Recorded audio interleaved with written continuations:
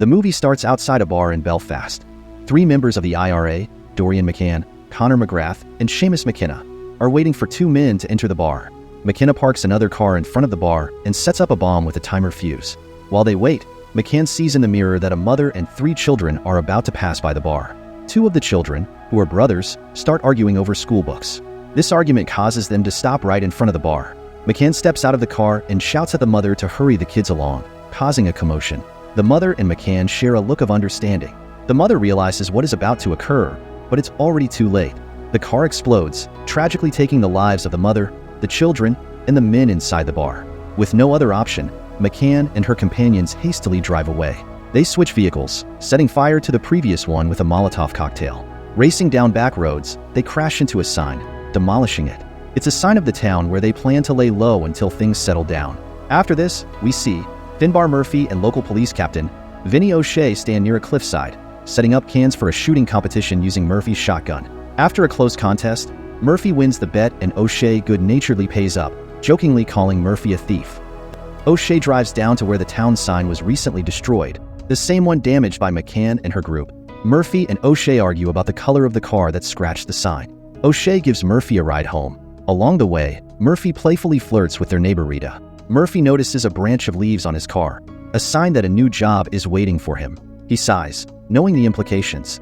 Inside the car, Murphy finds an envelope in the glove box containing a picture of his target, Bart McGinness. As Murphy drives, he listens to the radio reporting on the recent bombing that claimed 6 lives, including 3 children. Murphy stops at a bar and takes a seat with a drink and a book.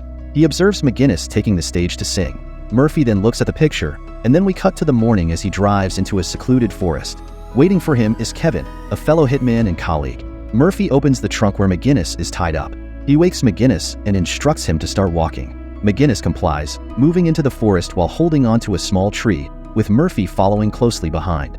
Murphy hands McGinness a shovel and directs him to start digging. After a while, Murphy decides they've dug enough. He takes out an egg timer and sets it for 1 minute. He tells McGinness that he has that time to say whatever he wants, beg, plead, anything. McGinness, however, refuses to plead for his life. He notices all the newly planted trees around them and realizes there is a dead body under each tree. He admits to committing terrible acts long ago, but had since tried to redeem himself in the community. In his last moments, McGinness imparts a poignant piece of advice to Murphy. Try to do some good before you end up like me here. As the timer chimes, Murphy prepares a shotgun. McGinness starts to sing, causing Murphy to momentarily hesitate. Finally, Murphy summons the resolve and pulls the trigger. Afterward, he buries McGinness's body and plants a tree in the forest. Murphy then meets with his handler, Robert McKay, who hands him the payment for completing the contract. Robert informs Murphy that there will be another job lined up for him next week.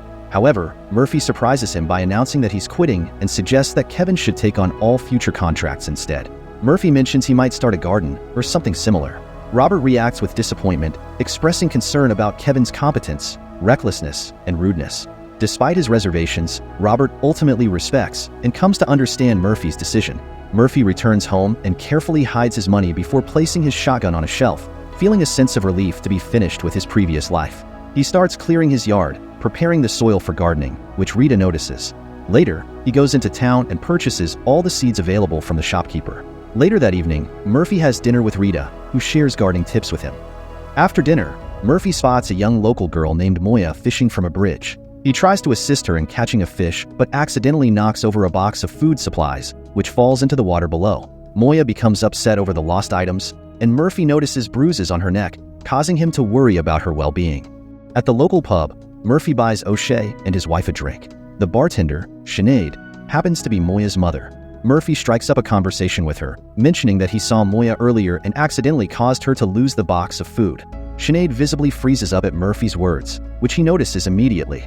Outside, Murphy encounters Moya with a horse, attempting to flee. He tries to persuade her to return home, emphasizing that her mother will be worried and that it's unsafe for the horse to navigate in the dark. Moya appears frightened, but remains silent about the reason behind her actions. Murphy escorts her back home, where Curtis June emerges and behaves rudely towards her. Murphy glares at Curtis with immediate disdain, suspecting he knows the source of Moya's bruises. The night, Curtis enters the barn on Sinead's property where McCann, his sister, and the others are hiding out. He brings them food that Moya had given him, but they are dissatisfied with the provisions. McCann admonishes her brother for being too exposed, urging him to acquire what they require and return promptly. Murphy returns with groceries to help replace what was lost, handing them over to Sinead. He notices Moya holding something in her hand and, after coaxing her, she reveals a bullet with a cross etched into it. Murphy realizes that Curtis has threatened her to keep quiet about the abuse. Concerned, Murphy gently asks, "Did something happen that you don't want to tell me about?" Moya looks up fearfully. Around that time, Curtis reappears and takes all the food Murphy brought before walking away. Sinead is visibly displeased to see him. She explains to Murphy that her brother married McAn and got himself killed. Despite their familial ties, Sinead believes they would be better off never having to deal with Curtis and McAn again. He leaves and come across the sea where Curtis is swimming. He decides to follow him in his car. He offers Curtis a ride and a cigarette, eventually stopping and revealing his shotgun. In a sudden turn, Curtis attacks Murphy with a knife when Murphy opens the trunk. Murphy manages to shoot Curtis in the leg as he tries to escape, but Curtis pleads to leave town. Murphy attempts to reload his shotgun, but it misfires.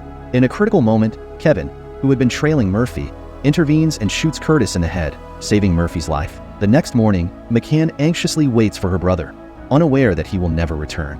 McGrath and McKenna show her a newspaper article naming them and suggesting they should flee, but McAn refuses to leave without her brother. She sets out to search for him and discovers his revolver, missing a single bullet. McAn confronts Sinead, demanding to know her brother's whereabouts. Moya's audible relief catches McAn's attention. Fueled by desperation, McAn physically threatens Sinead, choking her until Sinead reveals that Curtis swam daily, raising the possibility he drowned. McAn makes calls to her contacts, seeking information about the locals, eventually led to Robert. Robert is at home when McAn arrives. Nervously, he drops the bullet Murphy gave him from his teacup. McAn enters, questioning him about her brother. Initially feigning ignorance, Robert's cover is blown when McAn notices the bullet on the floor, matching her brother's missing gun. Robert reluctantly implicates Murphy, asserting his own innocence in the matter. As Robert reaches for his gun, McAn reacts swiftly, shooting him in the head. Robert's mother calls out in horror, and McAn, showing mercy, assures her she doesn't intend harm. Before leaving, McAn takes money from Robert's desk. She then departs with McGrath and McKenna in their vehicle. Shortly after, Kevin arrives to inform Murphy about Robert. They rush to Robert's house, where his mother reveals that a woman killed her son. After disposing of some incriminating evidence and Kevin stealing certain records, Murphy advises Robert's mother to contact the police. Meanwhile, McKenna enters a store, pretending to be Murphy's nephew, inquiring about directions to Murphy's house. He drives past O'Shea, who comments to the shopkeeper that he didn't realize Murphy had a nephew.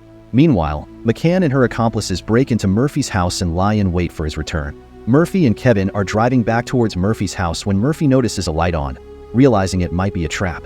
He instructs Kevin to park the car at a safe distance, and they observe from a hilltop with a rifle. Hours pass, and neither side makes a move.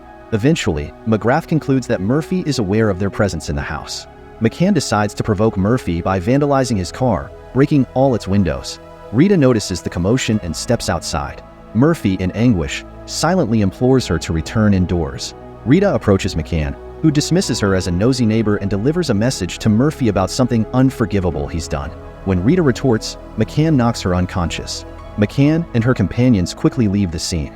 Kevin and Murphy rush to Rita's aid, carrying her back into her house and calling for a doctor to attend to her injuries. Meanwhile, Murphy notices burnt newspaper ashes in the fireplace and heads into town to buy a newspaper. In town, Murphy comes across an article about the bombing and sees the faces of those he considers his enemies. He encounters O'Shea, who mentions Robert's murder and Murphy's supposed nephew. Disturbed by the news, Murphy visits Sinead's house and investigates the barn, where he discovers bomb-making materials and several grenades. He takes one of the grenades with him. At a local rugby match, McAn faces dissent from her comrades who want to flee to avoid capture. She adamantly refuses, unwilling to abandon their cause or seek safety before avenging her brother. McAn then scans the crowd, expecting Murphy to reveal himself at the event. Murphy also arrives there and spots McAn. He waits for her to exit a restroom, but McAn surprises him from behind with a gun. She demands to know who ordered the hit on her brother. Murphy tries to argue that with Robert dead, they're even, but McAn counters that Curtis was her brother. Murphy quietly hints at knowing about the abuse of McAn's niece. McAn visibly reacts but quickly regains her composure, insisting that Murphy must reveal who ordered the hit. She instructs him to meet her at the bar that night and warns that if she isn't satisfied, she'll detonate a bomb inside, risking everyone's lives. Meeting with Kevin, he insists on facing McAn alone, but Kevin refuses to let him go without support. Driving to Sinead's place, Murphy gives Moya his cat before heading to final shutdown. Murphy enters the pub, taking a solemn glance at his friends and the familiar faces of his town, uncertain if he'll see them again. McAn, McKenna, and McGrath arrive, with McAn declaring she'll enter first. McGrath follows with a bomb in a briefcase, ready to detonate if Murphy attempts anything. Sitting down with Murphy, O'Shea knowingly asks about his nephew still being around. He confronts Murphy, aware that trading books isn't his real occupation, and presses him to reveal the truth. Murphy cryptically responds that O'Shea doesn't want to know. Out of the corner of his eye, Murphy notices Moya entering the bar. Concerned for her safety, he quietly ushers her and the cat out, unwilling to risk their involvement in the potential crossfire. McGrath enters the bar and takes a seat with the briefcase containing the bomb. Outside, O'Shea notices McAn's car with scraped paint and realizes they were involved in destroying the town sign. Suspicious, he positions himself near McGrath, keeping a close watch. Inside the bar, McAn confronts Murphy, demanding the identity of her brother's killer. Murphy attempts to defuse the situation by suggesting they talk outside, but McAn threatens to shoot him on the spot. Just as Murphy is about to confess to acting alone, Kevin unexpectedly arrives and takes responsibility, technically true since he delivered the fatal shot to Curtis. Kevin taunts McAn, leading her to shoot him in the gut, setting off chaos in the bar. Panic erupts as patrons flee while Murphy exchanges gunfire with McAn and her cohorts. Meanwhile, O'Shea discovers the bomb McGrath brought in and attempts to flee with it, only to be tackled by McKenna in a desperate struggle. Kevin shoots McAn, wounding her badly. Kevin tells Murphy that he will see California before he does, just as McAn shoots Kevin in the head. Meanwhile, McGrath fights with Murphy, fighting over a knife and the grenade Murphy took. McGrath pulls the pin, but Murphy keeps the grenade together. Murphy forces McGrath's knife into his throat, killing him. Finding the pin, he reinserts it back into the grenade. McKenna, having recovered the bomb, tries to throw the bomb into the bar, but Murphy shoots him. He drops the bomb at the doorway and doesn't have time to throw it anywhere. The bomb explodes, incinerating him and damaging the bar, but hurting no one else. After the intense confrontation, Murphy retrieves his shotgun that McGrath had stolen. McAn, now desperate and out of ammunition, staggers away into a nearby field, with Murphy following cautiously. Their pursuit leads them to the local church, where McAn confronts Murphy, urging him to finish what they started. Murphy, however, sees that McAn is mortally wounded and advises her to make peace with God, as her death is inevitable. McAn asserts that her conscience is clear, believing that God understands her reasons for her actions. As McAn weakens from her injuries, she tearfully expresses sorrow for her brother, feeling he is now alone. Murphy assures her that she will soon join him. McAn dies from her wounds, and Murphy takes her body to the forest where her brother is buried, planting a new tree beside his grave. Returning home, Murphy gathers his few belongings, realizing he no longer has a place in the village. He apologizes to Rita for the trouble he caused her and offers to return her gardening book, but Rita insists he keep it, encouraging him to start anew wherever he goes next. They part ways amicably. Meanwhile, O'Shea ensures that the town sign is repaired. Inside his police car, he discovers a package left by Murphy, containing a book, Crime and Punishment by Dostoevsky.